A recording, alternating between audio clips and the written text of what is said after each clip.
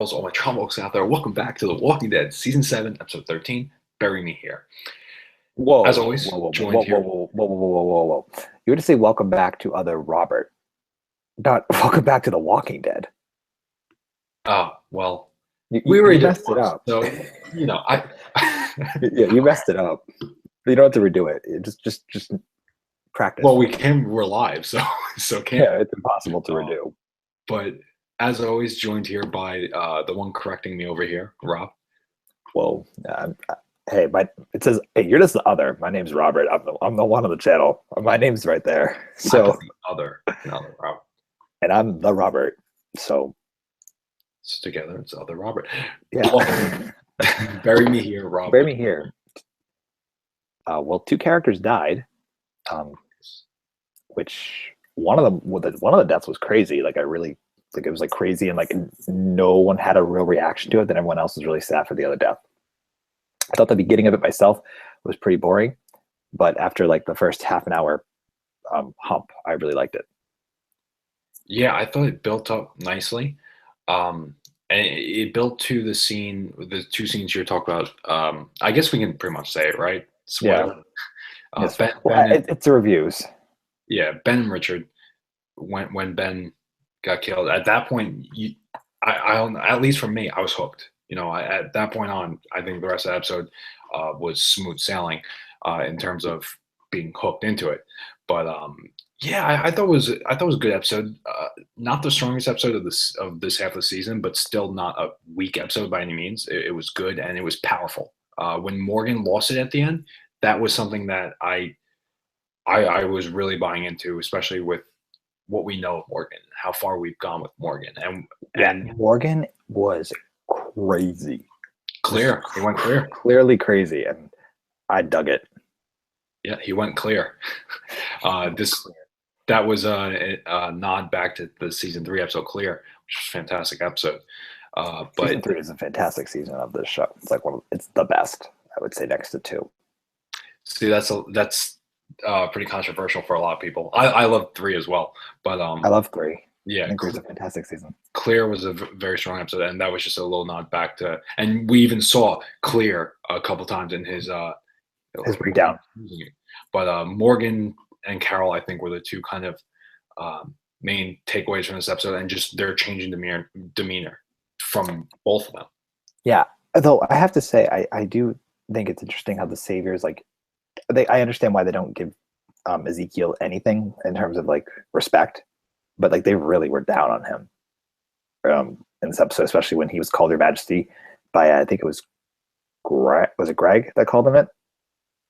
One of his followers called him Your Majesty, and like the Savior's like, there's no kings, there's no presidents. Oh yeah, I think Jerry. Yeah, I think Jerry. Sorry, I'm calling him Jerry. Yeah. Greg. I'm calling Jerry Greg. I like that main savior of that little group. He's just kind of a no-nonsense, kind of just doing his job kind of guy. he just wants the supplies. It's a change from Negan, right? Negan, very charismatic, over the top. Even I want to say in Simon, right? Stephen Ogg's character. I think so. He still very just kind of charismatic and over the top, whereas this guy is a leader in some sense, and it's very just no nonsense, straightforward. I like that. I like this guy as hopefully becomes a little bit more of a character. I don't think he will be. I think he was just kind of here as the device for the death of the two characters. Not only that, but just kind of introducing the kingdom into everything. The war essentially, but it seems Ezekiel's on board by the end, though.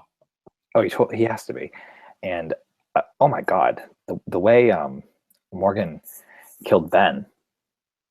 Right. Richard, yeah. Richard, sorry. I almost called him Joe. I'm like, isn't that just with the way? I'm like, I'm with Joe. No, Joe was the poor villain. Poor Ben, the way he died, might I add. Like, and he died right on Carol's table. And then poor Richard. Yeah, Richard, it's a shame. Richard wasn't really that bad of a guy. No, I didn't think at all. He was a manipulator, but he was doing it all for kind of good reason. And he didn't mean for things to go the way he said he was willing to sacrifice himself, and in a way he did. Yeah. But it was a good episode. The writing I think was It had a lot of moments where you just had to observe as opposed to listen. exactly. I took the words right right out of my mouth.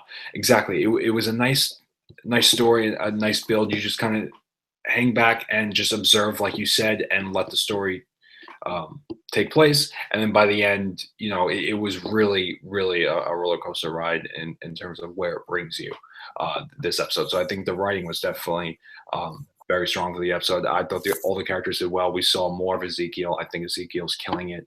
It's good to see Carol really getting invested back into the.